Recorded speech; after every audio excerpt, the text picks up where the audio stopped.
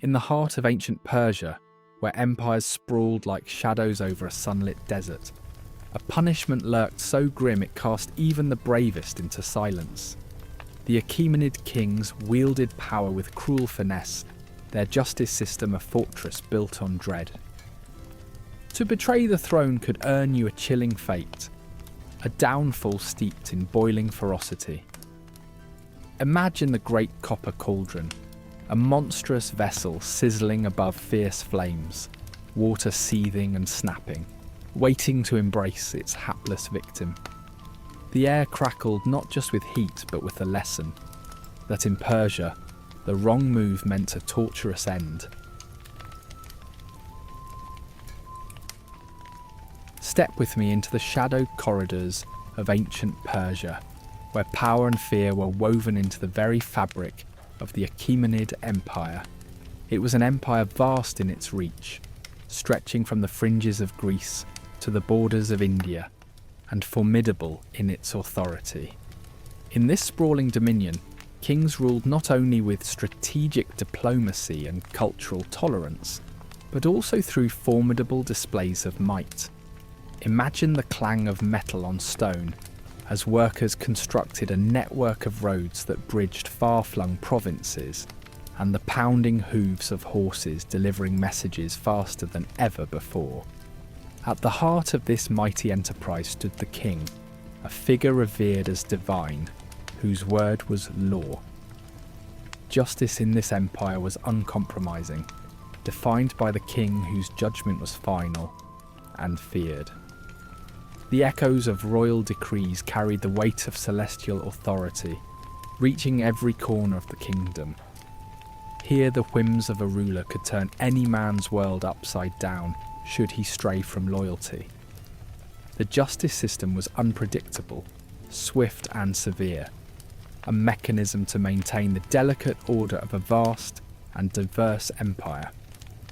There was never a shortage of witnesses to the king's edicts, with public punishment serving as stern reminders of the consequences of disobedience. This fusion of fear and spectacle ensured the obedience of all who called this empire home. Public executions weren't merely about serving justice. They were performances, riveting and unforgettable, where the king's power was on full display. Picture the hushed crowd gathered beneath the blistering sun, their whispers mingling with the crackling fire beneath a copper cauldron. The air was thick with tension, as well as the acrid scent of fear, a methodical reminder of the king's unrelenting hold. It was a ritual layered with meaning, a blend of legal necessity and psychological warfare. As citizens bore witness to these chilling spectacles, the terrifying theatre etched itself into their collective memory. Punishments were not just about silencing dissent, but also reshaping societal norms under the emperor's gaze. These executions, though brutal, were steeped in ritual and sanctity. Imagine the low intonations of priests as they chanted divine invocations, framing each execution as a celestial judgment rather than mere mortification. By weaving in these sacred elements, the empire spun a narrative of cosmic justice, reinforcing the emperor's role as both a temporal and divine force. It was a spectacle that took on an air of grim inevitability, one where the accused was cast as a transgressor against the cosmic order itself. The ceremonies painted the execution as an act of purification, a necessary step to cleanse the land and restore harmony. Through this intricate tapestry of ritual and punishment, the empire fortified its control, staving off rebellion with the chilling force of tradition. The Persian emperors wielded a terrifying arsenal, with punishments like death by boiling standing out in particular.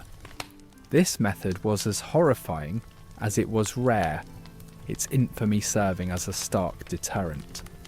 Visualize the condemned man's terror as he was led to the cauldron. The execution was a powerful psychological tool, designed to resonate far beyond the site of punishment. This gruesome practice, while appalling, fits seamlessly into the Empire's tapestry of fear and memory, ensuring allegiance through sheer terror. To understand the Empire's unwavering justice, one must appreciate the cultural backdrop. An amalgam of varied peoples and beliefs.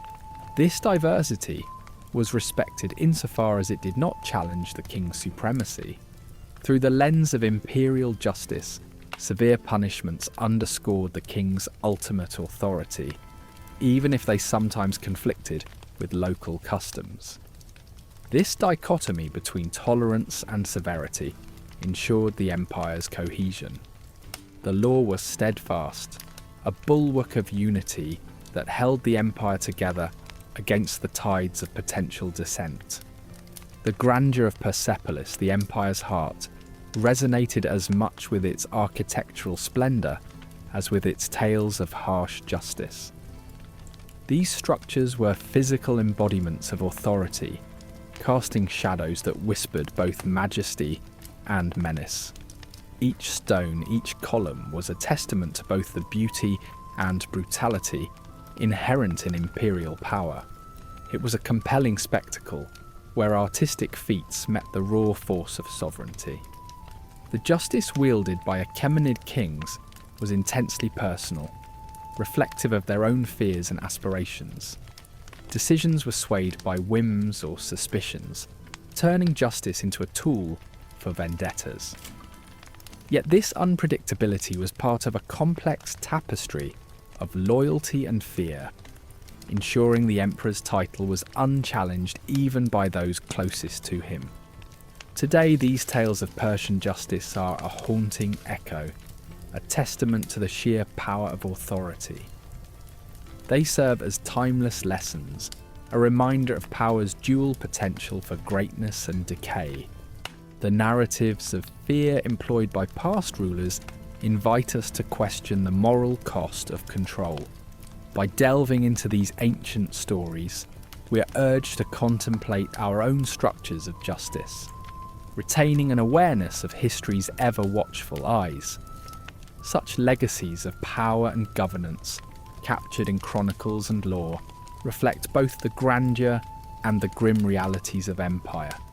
This exploration of ancient Persia leaves us with a resonant understanding, a narrative that continues to shape our conception of authority, a paradoxical dance of fear and reverence etched into the annals of history. In the grandeur of ancient Persia, where gold and tradition intertwined, a particular nobleman's story unravelled, casting a grim shadow over the gilded court of the Achaemenid Empire. Amidst lush gardens and palatial walls, he lived a life that seemed touched by the divine, draped in rich textiles dyed vibrant hues, feasting at lavish banquets where fragrant spices mingled in the air.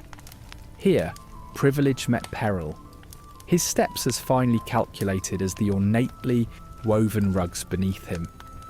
Yet in a world where the favour of the king was as fickle as the desert winds, security remained a fearful illusion. Within these sunlit halls, to be cherished today was no safeguard against being condemned tomorrow. Whispers flitted like shadows, carrying sinister tales from one corner of the court to the next.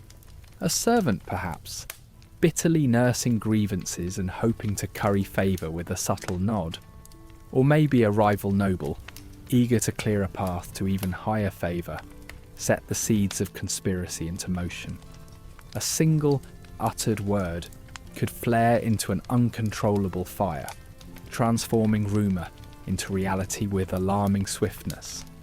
Accusations flowed like dark tendrils through conversations, entwining with fear and ambition to form an impenetrable net around the accused. In the splendid heart of Persepolis, these were not mere murmurs, they were the accelerating rhythm of a hunting drum, deafening in its approach. Deep within the labyrinth of power, where whispers held weight and silence could be damning, the king's closest advisors walked a perilous line. Here, under the flickering light of marble corridors, decisions cast shadows long enough to touch the souls of men. Every comer, regardless of rank, participated in a delicate dance where one misstep could have dire consequences.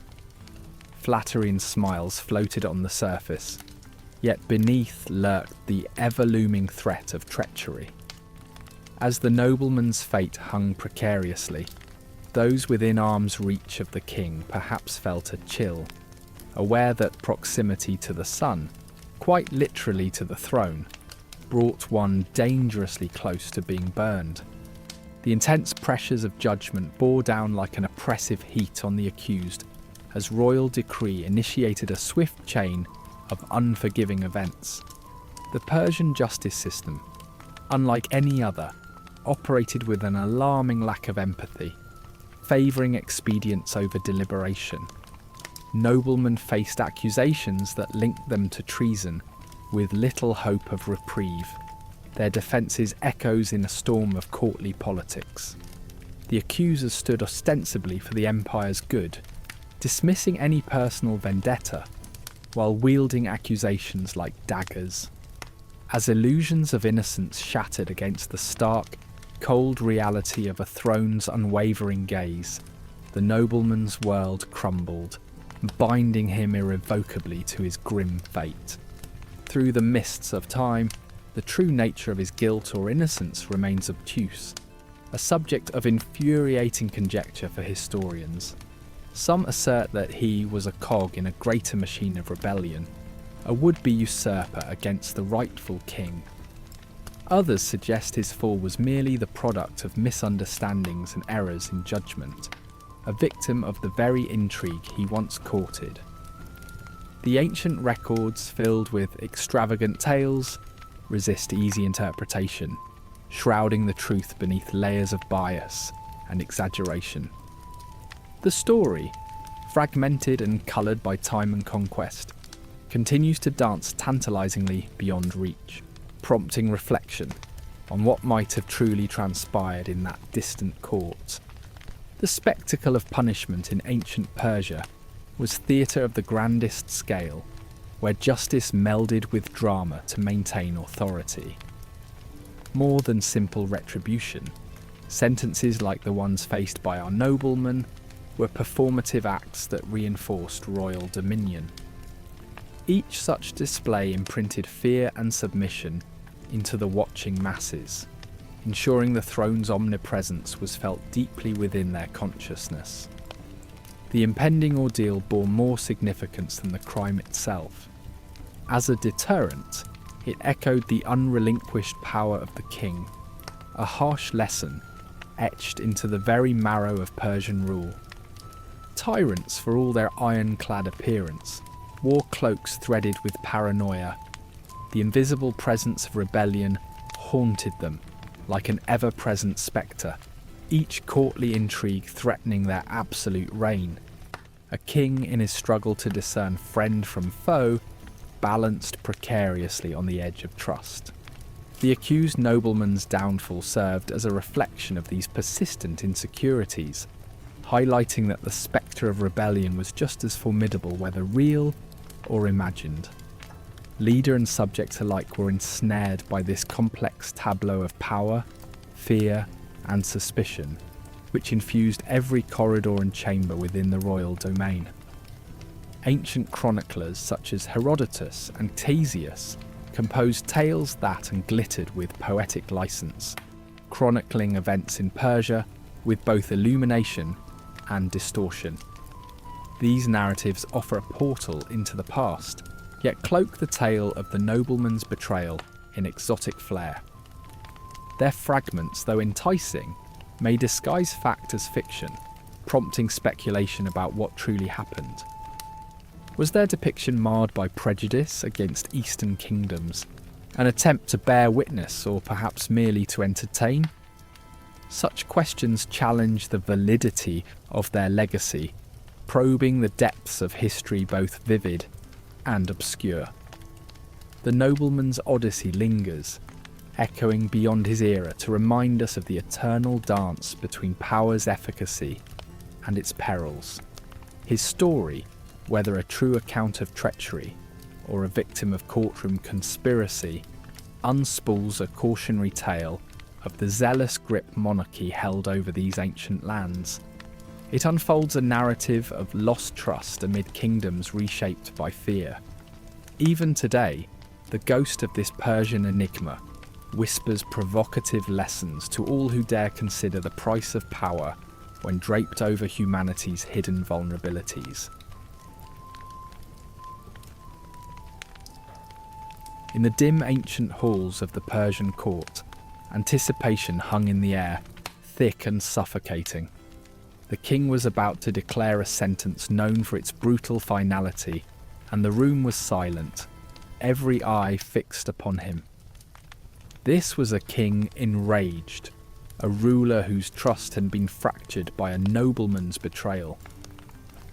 Everyone knew the repercussion would be severe, for such a crime threatened the kingdom's very foundation. The judgment, death by boiling, seeped through the court like a venomous whisper, leaving the courtiers wide-eyed with a fear that bordered on morbid fascination. This was not just a punishment, it was a performance designed to assert power and instill dread, a gruesome reminder of the king's infallible supremacy. The ancient world held many grim and creative execution methods, each a testament to a kingdom's unique brand of justice.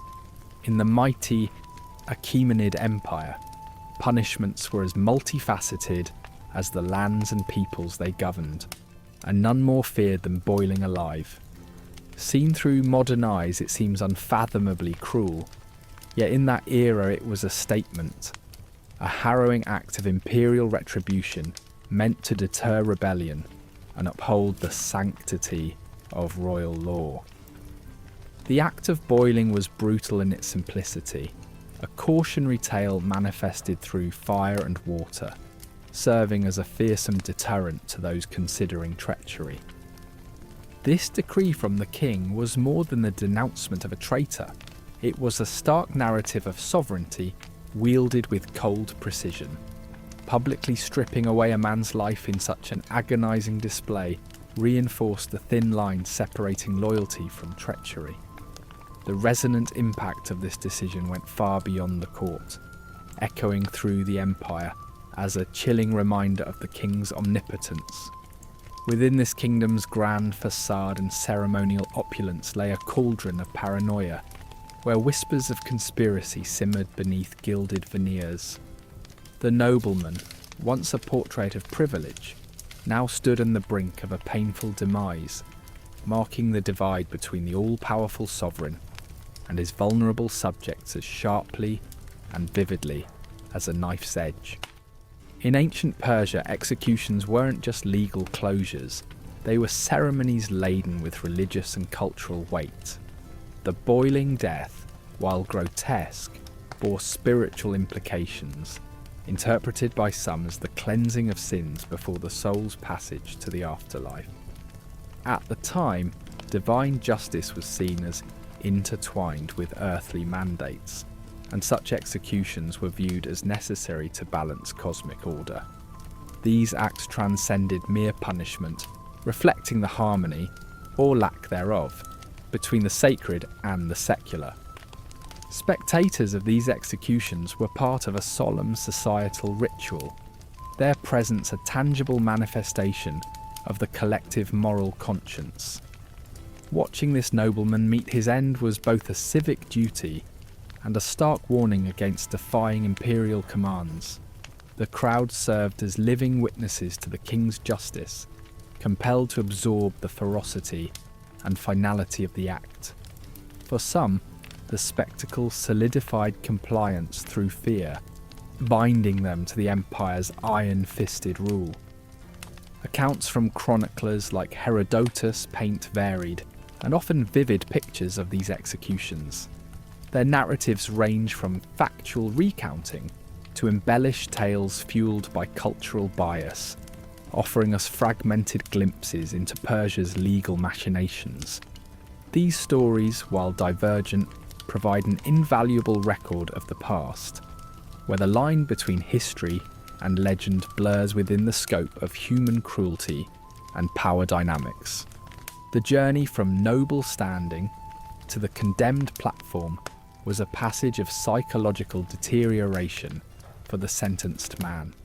Stripped of his titles and dignity, he was led through time-honoured rites designed to reduce him to his bare humanity, a step-by-step renunciation of what he once was. Interaction with family provided a poignant counterpoint to the forthcoming brutality, markers of a life soon to end. These farewells were imbued with a tragic gravitas, underscoring the human aspect of his soon-to-be writ tale.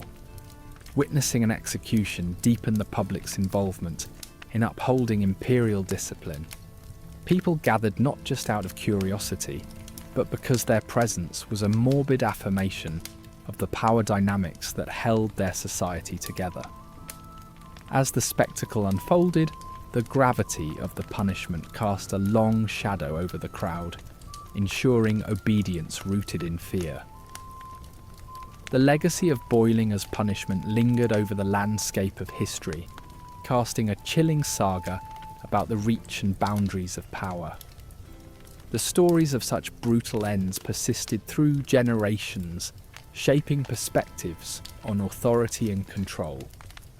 This theatricality of terror, reflective of a time when rule was sustained through the might of fear rather than the affection of subjects, underscores the paradox of using barbarity as a mechanism to forge unity amidst rebellion. Reflecting on this dark epoch sheds light on the true face of tyranny, and how justice has been manipulated to serve the ends of power.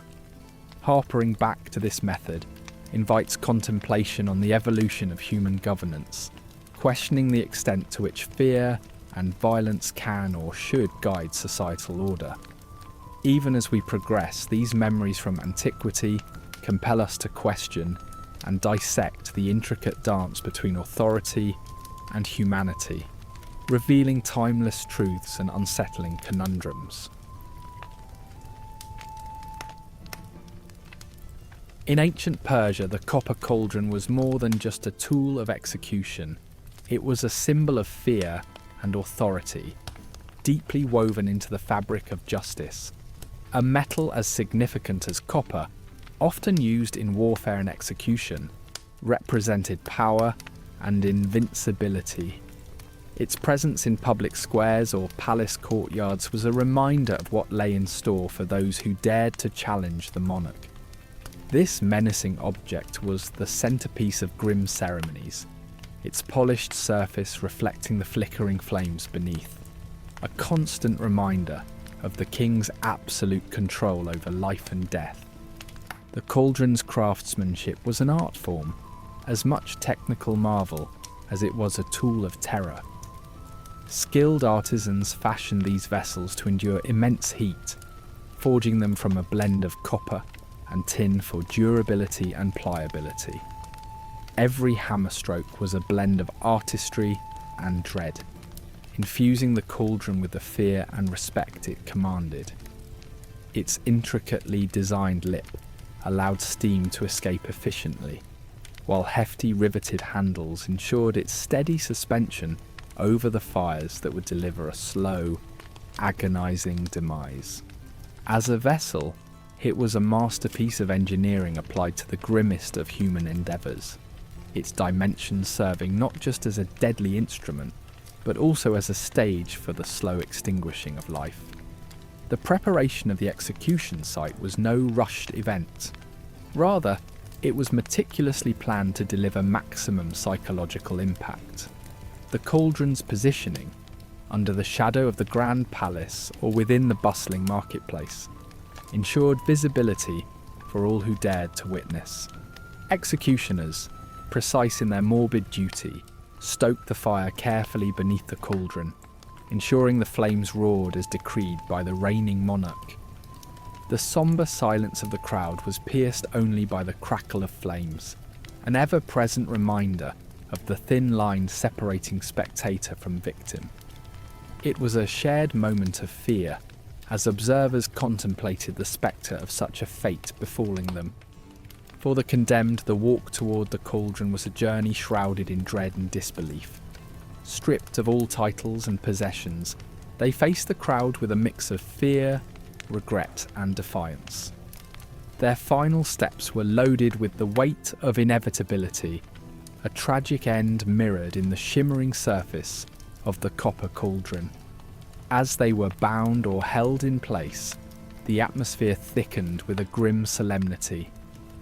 All who gathered bore witness to humanity's darkest moments, a stark reflection of their own vulnerabilities under despotic rule. The executioner assumed a role shrouded in myth and necessity, both vital and vilified in equal measure.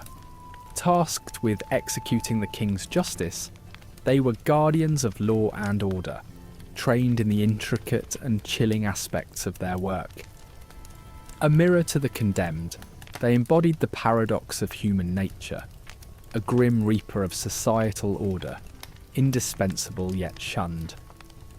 Their identity often masked or hooded, executioners carried out the king's commands with precision, ensuring the cauldron's temperature was as ordered, while inciting myths and whispers among onlookers about their grim vocation. For those who bore witness to the boiling, the psychological imprint was deep and lasting. A primal mix of fear and curiosity compelled them to watch, each onlooker confronting the harsh realities of the king's absolute rule. The experience lingered long after the flames had died down and the site cleared, serving as both a reminder of the monarch's power and a stark lesson in the harsh realities of justice under such rule. Reactions varied from morbid fascination to sheer dread, but for some, it was an accepted spectacle, reinforcing the thin threads keeping society from chaos. When the condemned succumbed to their fate and silence fell, the ceremonial clearing began. The remains stood as a grim testament to the empire's authority, a reminder of the balance restored between regal power and divine will. Rituals cleared the space of its morbid energy, blending justice and societal order into a familiar rhythm of cosmic harmony. The cauldron, cleansed of its ghastly purpose, was folded away until needed again, marking an end to the gruesome yet necessary display. Over time, tales of Persia's boiling cauldrons became myths and cautionary stories, etched into the annals of history. Chroniclers and foreign visitors, both fascinated and appalled, carried these narratives forward, questioning the morality and purpose of such public displays. It morphed beyond punitive fact into tradition and folklore, raising questions about justice, power, and human resilience. Widely recounted, these stories offered a lens through which to view humanity's dance with vengeance, control, and the ever-present threat looming over subjects of the realm. In considering the morality of this grim custom, we confront how societies justified these spectacles of death. The copper cauldron was not merely an execution device, it was a stage where justice, sin, power, and morality intertwined, inciting debate long after its practical application ceased. For the Persians, it affirmed societal norms, using the ultimate punishment as a deterrent. Despite shifting perspectives over time, the historical inquiry remains relevant today, reminding us of civilization's thin veneer over the raw realities of power and control. Understanding how other cultures perceived Persia's use of the boiling cauldron adds rich layers to this narrative. To the Greeks and other chroniclers, it epitomized Eastern exoticism and barbarity, reflecting their cultural values. These records offer varied perspectives, some seeing necessary cruelty, others pondering the ethics of such severity. The copper cauldron stands as a vessel of storytelling across civilizations, A shared narrative about justice, punishment, and the haunting undertone of a history defined by the stark choices of rulers past.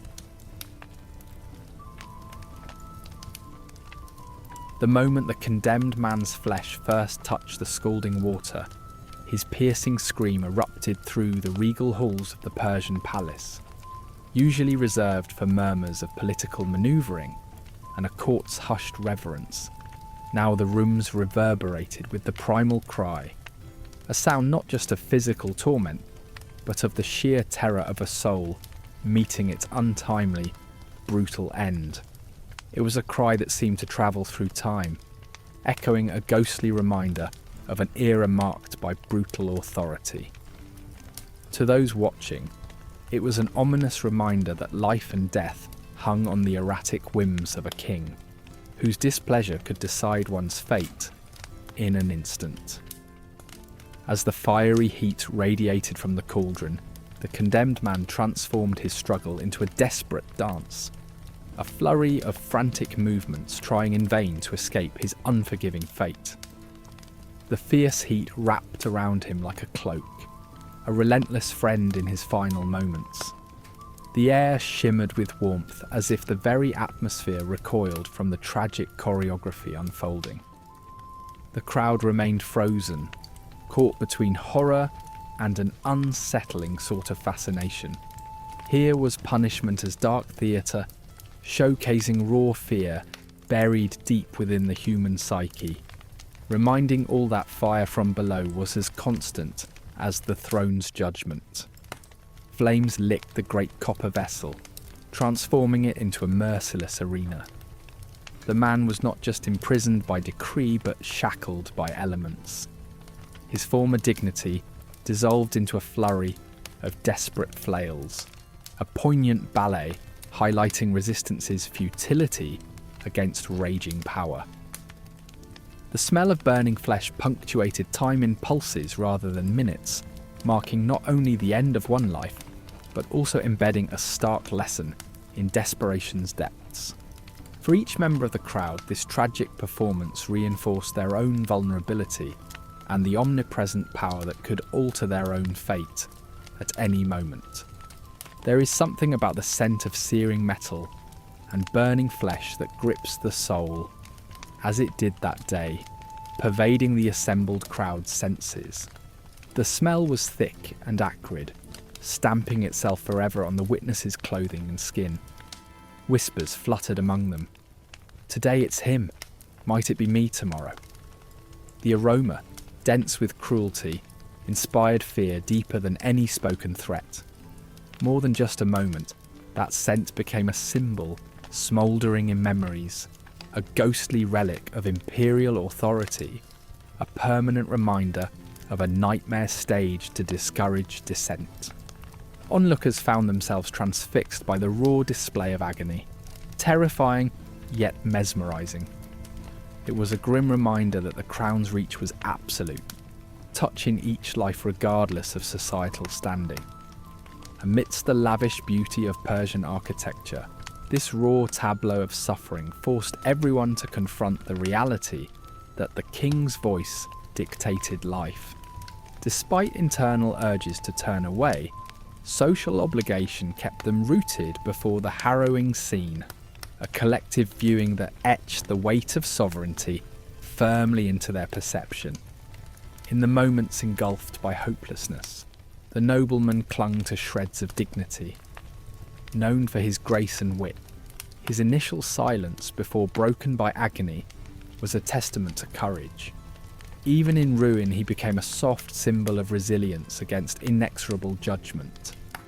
Amidst the spectators, his bravery sparked admiration, though it stayed whispered. More than an example of royal power, he became a quiet hero whose final stand spoke of an unyielding spirit against tyranny's reach. Behind whispered debates among nobility and commoners was a strange inquiry. Was there a paradoxical mercy in this brutal execution method? By some twisted logic, the boiling might in its swiftness offer a more merciful end. Yet many rejected this notion as a survival mechanism within a controlled hierarchy, seeing through the guise of expedient mercy to the barbarity beneath. As whispers subsided, these debates persisted, shaping narratives on fear, authority and control, ensuring that history remembered the spectacle and the chilling human tendencies that it unearthed. Even after everything was razed and cleaned, the memory of that day lingered like an unshakable shadow. The scent clung persistently to witnesses' clothes, weaving into their tales. Around warm hearths it was spoken of, the haunting smell of judgment, a lesson of imperial authority woven into culture. Even as accounts faded, the olfactory imprint lingered, a ghastly souvenir occupying a reserved space within the collective consciousness. The expectation of witnessing was an unspoken participation, compelling all to acknowledge the stark demonstration of power. This shared experience was designed to unify through fear, to forge a common memory that defied class or status, a visceral memory of imperial grandeur, shadowed by the reminder of mortality nearby. Behind stoic faces lingered an irrigation of sympathy and questions over necessity, deeper than any expressed allegiance, a human reaction that resisted even the best forced compliance. Amidst the din, silent prayers wove through despair, whispered pleas to unseen powers for mercy and protection. These voiceless cries transcended rank, binding witnesses together in shared humanity amidst sorrow. In the union of silent prayers, hope was quietly defiant, offering a subtle, lasting strength.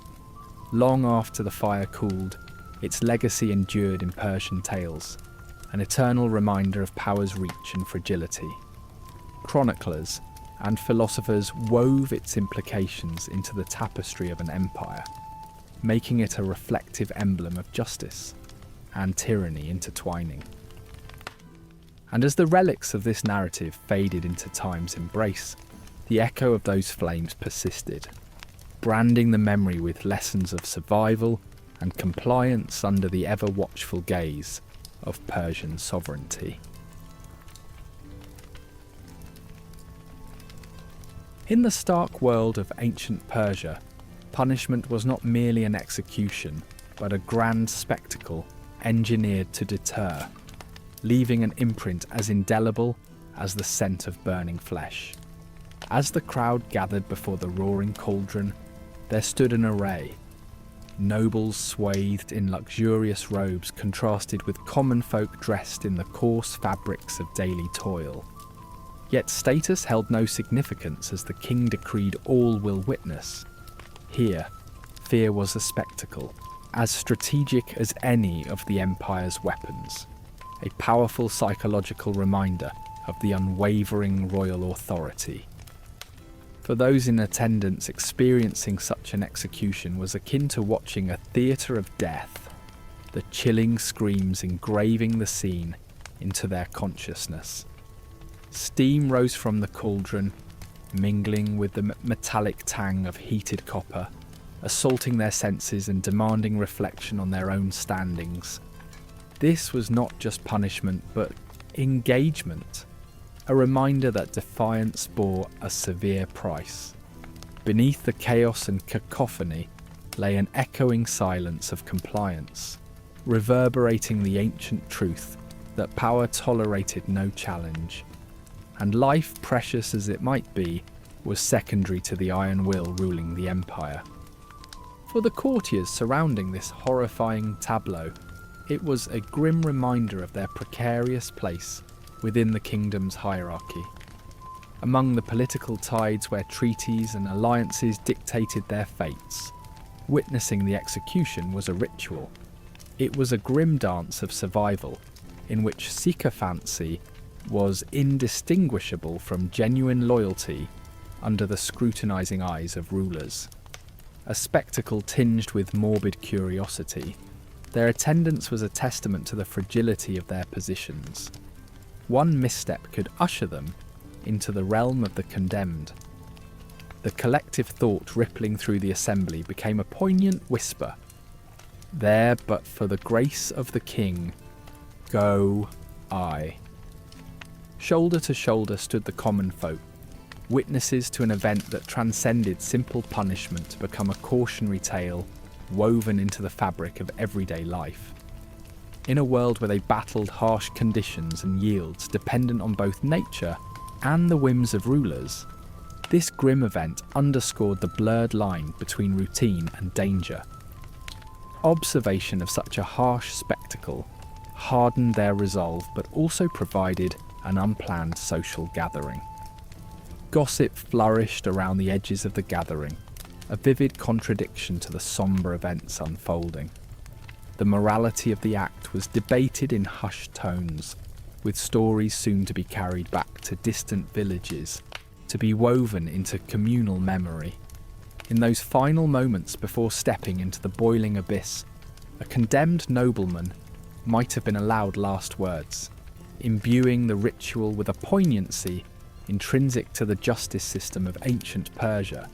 These final utterances, whether they pleaded for mercy, proclaimed innocence, or uttered defiance, captured the rapt attention of all present, forever marking his words into collective memory. For the king and his court, these declarations were either reassuring or threatening, testimony to the complex interplay of power, instilling a thoughtful resonance within the crowd. As stories, these words grew, breathing life into a fearful narrative and humanizing a tale that otherwise was steeped in grim finality. Execution ceremonies were laden with solemn rituals that underscored the gravity of rebellion. Each movement, from the lighting of the pyre to the immersion of the condemned, followed a script rehearsed through countless years. Such rituals were not solely about ensuring dominance. They were steeped in the societal and cosmic beliefs of the era, supporting the perception that these acts were necessary sacrifices to maintain divine balance. Public executions, grim as they were, became a sanctified ritual within Persian ethics, reflecting deeper layers of cultural and religious significance. The impact on those who watched extended beyond the immediate horror, leaving invisible scars and prompting existential reflection on life's uncertainties. Amidst an era where famine, conflict, and tyranny loomed, death's immediacy was ever present. Witnessing such cruelty revealed life's precariousness, stripping illusions of safety, and leaving a resonance that infiltrated everyday actions, a stern reminder of their fragile existence. The grief of a condemned man's family cast a shadow of sorrow over the surroundings, turning the public affair into a deeply personal tragedy for those left behind. Balancing loss with social disgrace, the family suffered under the unyielding gaze of their peers. Whether scorned or pitied, society's varied reactions mirrored its complex ethos, informed by the fallen man's status. Public engagements reinforced the perceived lessons of loyalty and allegiance, propping up the societal edifice with ancient belief, despite the indirect whispers of communal sympathy. At the heart of it all was the king, the omnipresent force whose decrees shaped the narratives of rule and governance. Regarded by some as a God-sent arbiter, by others as an unchecked tyrant. Beneath a ruler's grandeur lay considerations shaped by psychology and politics, where strategic fear and paranoia intertwined. Extreme measures ensured compliance, though they skirted the brink of potential rebellion. Underneath the apparent display of power lay an intricate dance of ruling, where each grim decision echoed through corridors of governance. As dawn broke and the final darkness gave way, silence veiled the disappearance of both the nobleman and the witnesses. The man may have been silenced, yet the memory lingered, colouring narratives with its presence, entwining itself into folklore.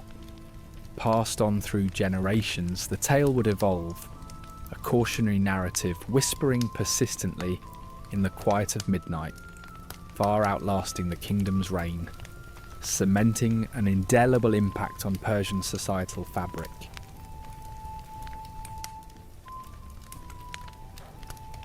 In the grand halls and shadowed corners of ancient Persia, fear was a constant companion of its rulers.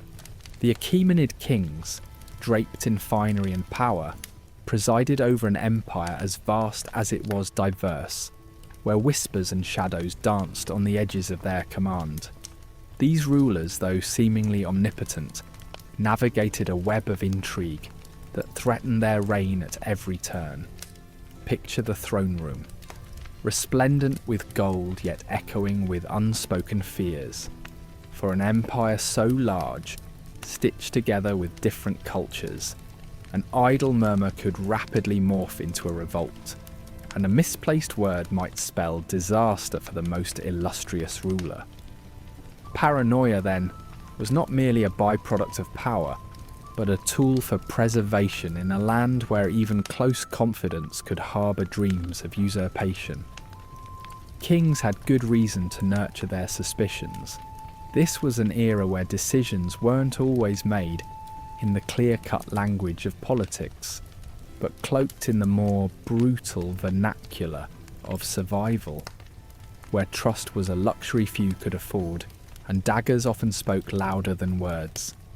Endless espionage and the frenetic whispers of palace gossip fueled an unending sense of vigilance. The anxiety of betrayal wasn't just an inconvenience, it was a governing principle, colouring every personal and political interaction. The king, perpetually wary, saw symbols of disloyalty in every glance and gesture. Advisors, those closest to the king, became the embodiment of this paradox of trust.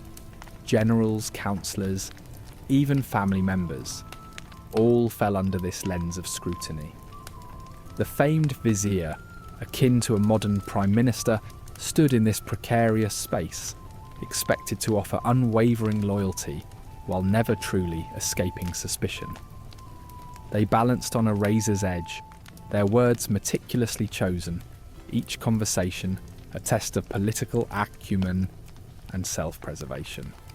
The palace itself was a theatre of deception, a gilded cage draped in luxuries yet vibrating with political tension. Gardens bloomed under the open sky, while inside, silence guarded every corner.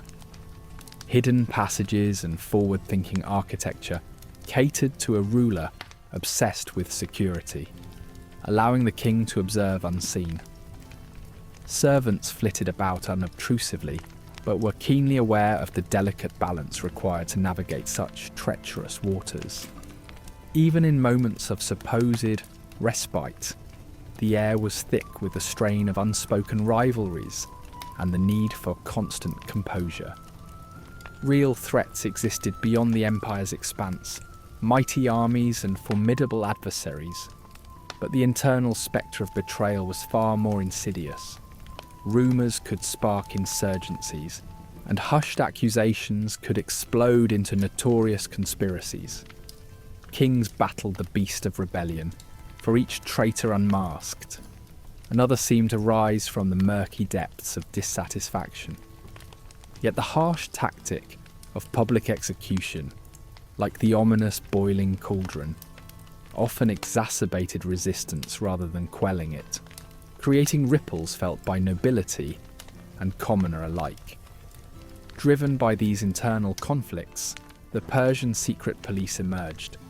In today's terms, a network operating invisibly, ensuring security but feeding paranoia as well. These agents, arms of the king's will, excelled in the art of intelligence, cultivating informants to weave a vast web. Communities spoke softly, wary of prying eyes and hidden report. Balancing fear with fidelity was the crux of rulership. Recognizing this, Persian kings layered their governance with rewards alongside punishments. Lavish gifts, land and positions were dangled before those pledging loyalty, Yet the underlying distrust could not be erased fully. Ironically, such rewards often tethered allegiance to stability rather than personal devotion, leaving the potential for treachery ever lingering. Kings understood that while fear could enforce obedience, it was often short-sighted, their thrones remaining secure only through a complex dance of reciprocation and respect.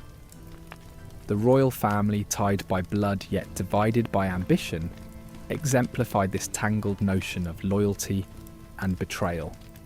Succession was not guaranteed by birthright, and even familial bonds fell prey to the seductive call of power. Brothers clashed, sons plotted against fathers, each alliance as transient as the shifting sands. Strategic marriages fortified family ties, externally presenting a united image, but ambition often eroded such foundations from within. This made the palace a familial microcosm of empire-wide dynamics, both wondrous and perilous. The dance between astuteness and paranoia defined these monarchs, often visionary in their geopolitical maneuverings, yet crippled by their fears. While their instincts preserved them, paranoia sometimes cast long shadows over their reigns. Their rule, when driven by fear, stained the empire's cultural memory, carving not trust, but trepidation into history's stone.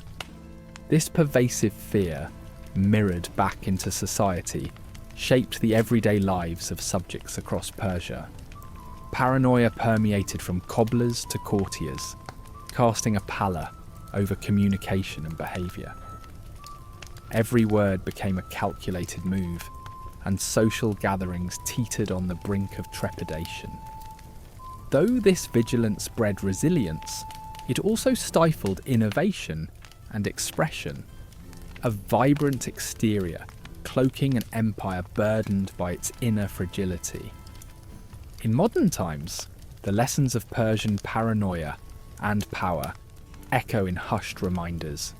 These narratives, speckled with irony and dark truths, serve as a caution to the bearers of unchecked authority. They paint not only pictures of vanished kingdoms, but also offer timeless insight into the human condition. Cautionary tales whispering through the ages, urging caution where the allure of power overshadows the virtues of trust and loyalty.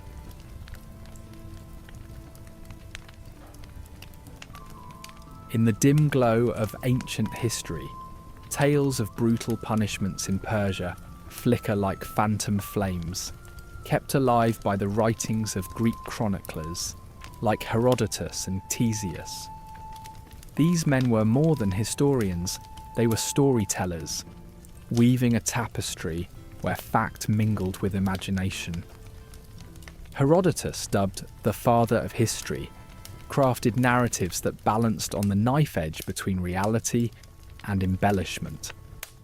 His depictions of Persian torture were as shocking as they were enthralling, presenting a portrait of tyranny that both informed and entertained.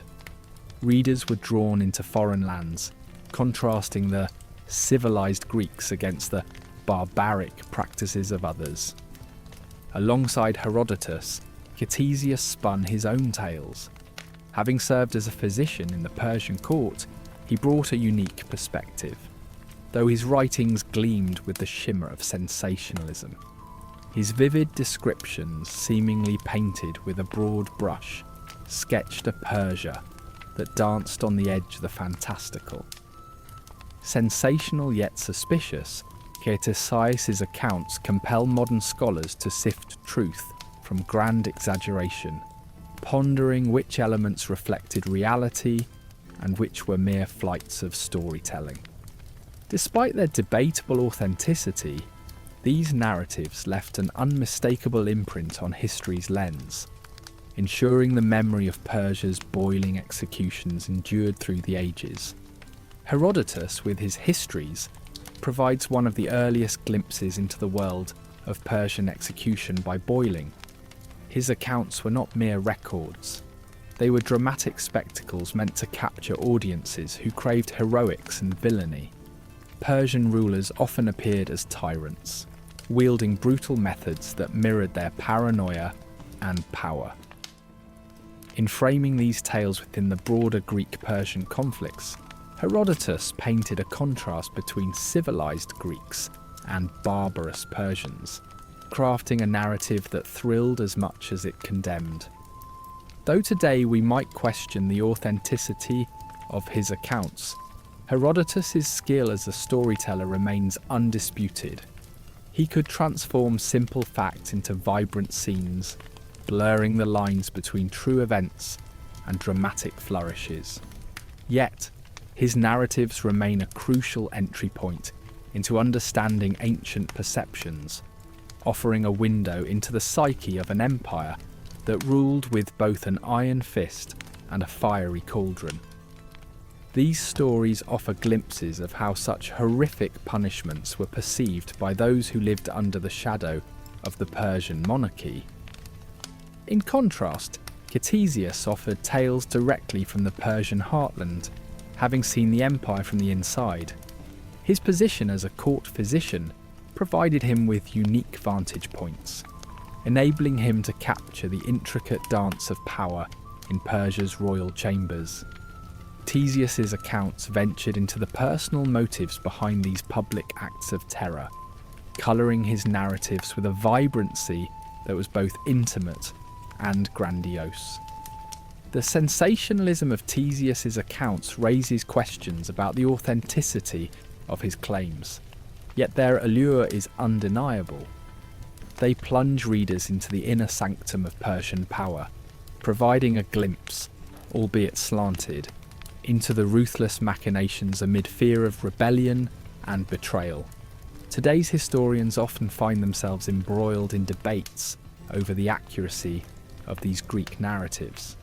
The vivid, ghastly depictions by Herodotus and Ctesias seem almost designed to satisfy an audience thirsty for drama.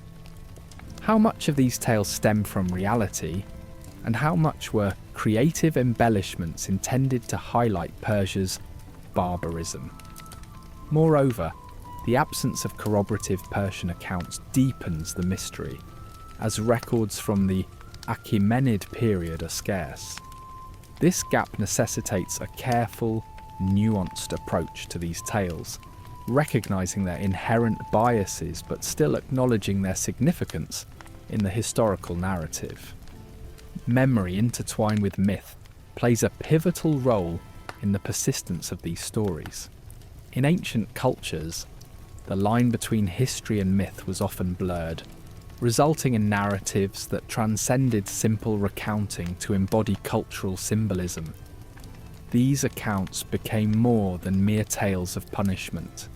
They became moral lessons, cautionary tales meant to resonate across generations.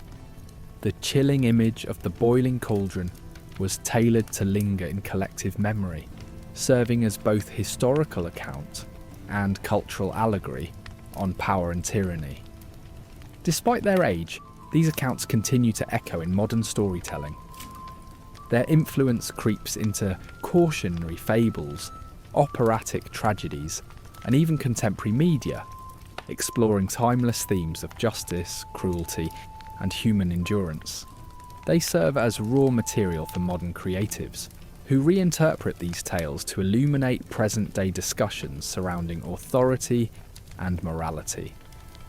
This ongoing fascination underscores the cyclical nature of history, where echoes of past tyrannies remain relevant, not just as historical footnotes, but as reminders of the perennial struggle against unchecked power. The examination of these ancient texts requires an interdisciplinary approach, blending historical research with archaeology and literary criticism to peel back the layers of narrative. Scholars explore these narratives, discerning political commentary and cultural perspectives nestled within the dramatic flair. Despite the cultural bias and translation challenges inherent to these works, they offer invaluable insights into ancient conceptions of power and justice. In this interplay of oral and written traditions, stories like these found longevity. They endured centuries, illustrating the power of narrative to capture the human condition. In their recounting, they offer a grim reflection on the ethics of punishment and control, inviting us to look back, not just with curiosity, but with a reflective gaze on our shared histories. Through these timeless stories, we find not only a window into the past, but a mirror reflecting the lessons relevant for our present and future. Despite its grand architectural marvels and administrative advancements, the Achaemenid Empire carried a weighty burden, its notorious reputation for cruelty. Known far and wide, stories of their punishments painted a gruesome picture, from elaborate tortures to unchecked demonstrations of power. The empire's name became intertwined with fearsome strength and exceptional brutality. Tales of executed nobles and boiling oils seeping into both oral traditions and written chronicles. Yet within these stories lay a contradiction, an awareness among those who wielded power that they were walking a tightrope between ruling through unquestioned terror and maintaining civil order. Such acts of brutality did more than ensure obedience. They sowed seeds of dissent, threatening the very stability they sought to protect. In their quest for absolute power, emperors faced an ironic dilemma. The same force that maintained order could also unravel it. As the Persian Empire expanded, so did its governance challenges. Public executions, while effective in showcasing royal might, highlighted systemic inefficiencies. With a burgeoning populace and rising internal tensions, maintaining public spectacles of punishment turned into a double-edged sword, fraught with risks of backlash. In response, the narrative shifted. While executions continued, they took on a more secretive nature, employing discretion to control dissension while averting public chaos. This turn towards secrecy marked a deeper understanding of governance. Public forums for punishing betrayal no longer seemed sustainable amidst potential unrest. Instead, secret punishments instilled pervasive fear, a subtle method for reinforcing authority. The unseen hand delivering justice within palace walls created an atmosphere of anxiety, fostering a more insidious control over the empire's vast territories. Throughout Persia's diverse lands, fear's transmission faced an inevitable challenge: the limits of ruling solely through dread. While executions were embedded in imperial authority, they couldn't substitute for stable governance. Emperors knew their protection depended on the loyalty of those they led, beyond mere submission born from fear. The boiling cauldron's deterrent effect couldn't mask the larger question: how to effectively govern when rule hinged on omnipresent fear. This quandary loomed large over Persia's monarchs. Ever vigilant against threats, real or imagined, sovereigns navigated their courts with an underlying unease. Self-preservation became central to royal strategy, finding balance between executing deterrent measures and displaying diplomatic tact. In the oppressive shadow emerged an understanding. An empire couldn't be upheld by steel alone. Fear set clear boundaries for empire building, paving the way for more nuanced approaches to governance. Amid this evolution in judicial practices, a philosophical shift took root. A retrospective questioning the reliance on terror as statecraft. Executions by boiling represented this reflection. Evidence of adherence to tradition, coupled with excessive violence. With greater understanding, the approach to punishment transformed. It shifted from spectacles of suffering toward corrective measures, favouring reform and counsel. This evolution didn't occur overnight, but gradually, as penal codes adapted to meld accountability with coerced allegiance, a strategy designed for integration and rehabilitation.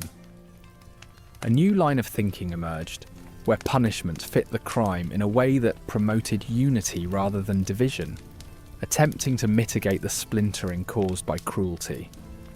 Yet despite attempts to curtail punitive measures, the legacy of Persian cruelties endured, transcending centuries as symbolic reminders of imperial despotism. Within local mythologies, tales of boiling executions and public tortures echoed through collective memory as warnings of tyrannical might. These narratives became immortal, woven into historical narratives and cultural identities. As historians and chroniclers analysed these tales, they endeavoured to unravel the truths encased within creatively structured myths, altering public perceptions of Persia's brutality. This exploration enabled societies to delve into the philosophical foundations of punishment, emphasising not just the brutality, but also the ideological structure supporting Persian sovereignty. These accounts echoed empire legacies, both condemned and curiously explored, facilitating society's psychological journey through its history. The moral reverberations of a punitive past penetrate contemporary debates on justice and authority. Analysing the boundaries of Persian cruelty forces societies to confront deep ethical questions about power enforcement and human rights, pushing historical reconsideration to the fore. What does it mean for a society to employ extreme measures to uphold law and order?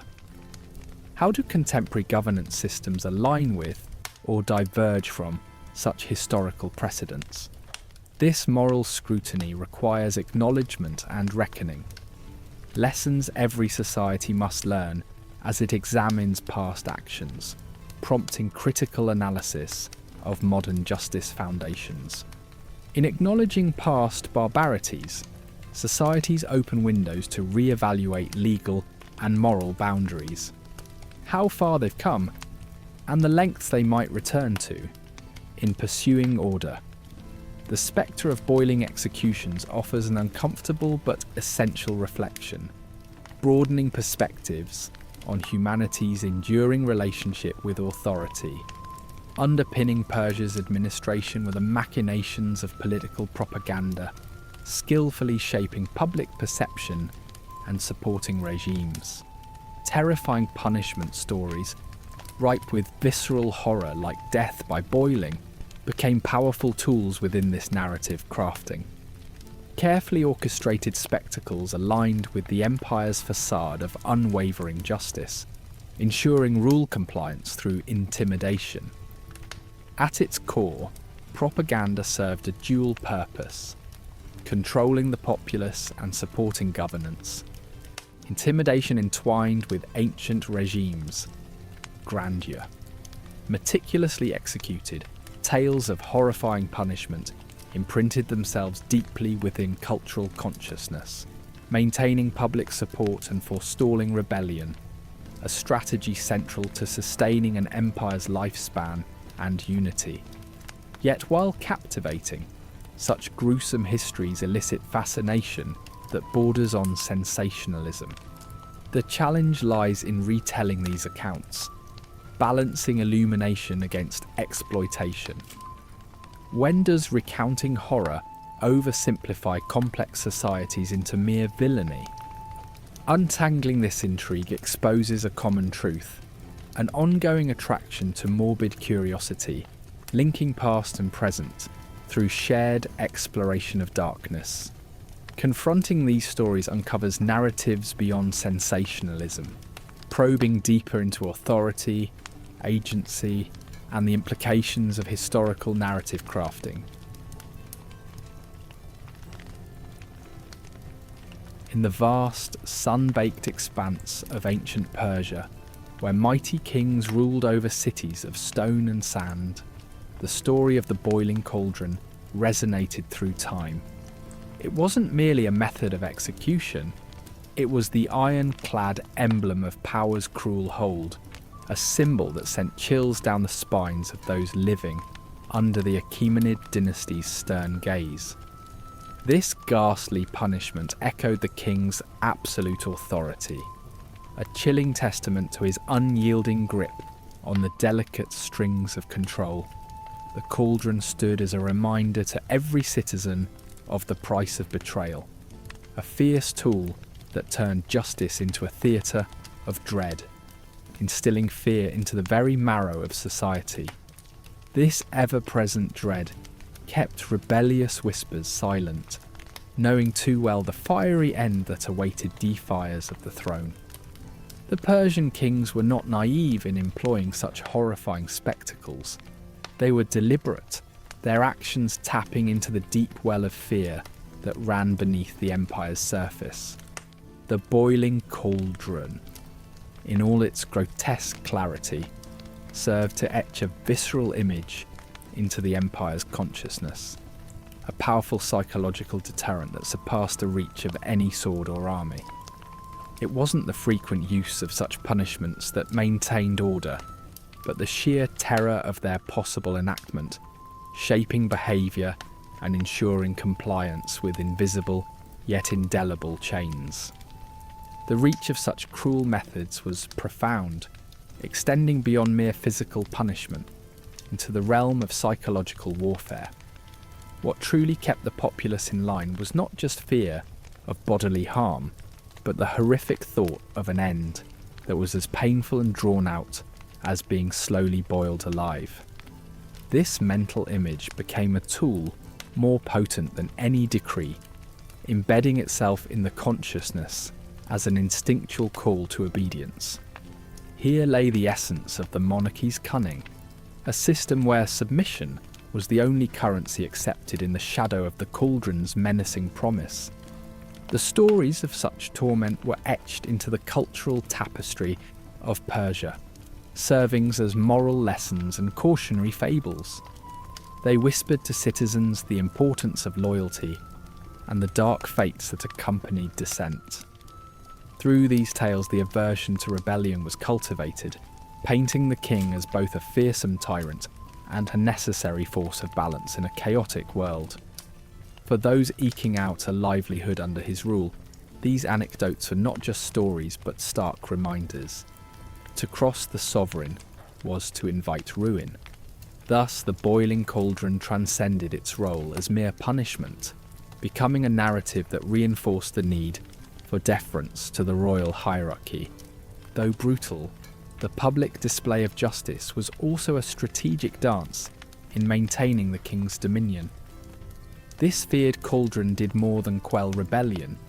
It enhanced the king's stature as the ultimate judge, reinforcing his role as both the protector and the oppressor. The shared witnessing among street vendors, nobles, and common folk of these dreadful acts reinforced societal cohesion under the unifying grasp of the rules dictated by the king, binding them with a collective understanding of their societal contract. It was here the cauldron doubled as royal propaganda, underpinning the stability of the kingdom through a delicate blend of intimidation and respect. Despite the outward projection of power, such acts also illuminated a moral grey area, mirroring the ethical quandaries faced by a society comfortable with such demonstrations of brutality. Persian rulers grappled with this dichotomy, balancing their reigns on a tightrope woven from fear and enforced loyalty. For the public, these spectacles incited both horror and introspection, making them confront uncomfortable truths about justice and authority, laying bare the moral landscape of a society trying to marry the necessity of order with the preservation of humanity. These stories perpetuated over generations, painting the Persian kings in both glory and shadow. They left behind a legacy of power, where the boiling cauldron was not just a tool, but a trope in the narrative of tyranny. This legacy contributed to our understanding of ancient gunpowder empires, reminding us of a time when authority rode hand in hand with fear. Though rare in practice, the tales of boiling alive persisted, becoming legend and cautionary symbol. They served as historical mirrors reflecting the dark dance of control and fear, echoing down the corridors of time as stark warnings and reminders of history's invisible touchstones. The clever transformation of fear into folklore demonstrates the adaptiveness of cultural memory. Over centuries, the cauldron's tale evolved from horror into metaphor, from deterrent into moral compass, reminding generations of the consequences of unchecked power. These narratives became cautionary lenses through which societies could explore leadership's demands and justice's nature. As they were reinterpreted through the ages, they highlighted the struggle between power and morality, cautioning against the dangers of an iron-fisted reign. In contemporary discourse, the tale of the boiling cauldron remains powerful, a kind of historical echo serving to warn modern societies against the slips into authoritarianism. It instills an appreciation for checks and balances, the necessity of accountability, and the role of empathy in governance. Today, these ancient stories challenge leaders to examine the ethics of their authority, ensuring that the ethical transgressions of the past don't find new soil in which to grow. The legacy of the boiling cauldron offers ongoing insights crucial for crafting governance models that cherish human dignity above domination. Reflecting on these grim lessons from Persia, we find guidance for our future. By revisiting such dark tales, we understand the complexities of societal structures and the tensions that arise within systems of power. In this reflection lies empowerment, the chance to apply history's cautionary lessons to our present, pushing us toward governance models rooted in fairness and humanity. The boiling cauldron, then, is more than history. It is a lesson in morality and power. As we delve into these stories, let us remember to like, subscribe, and share, continuously transforming the legacy of the past into a brighter, more thoughtful future.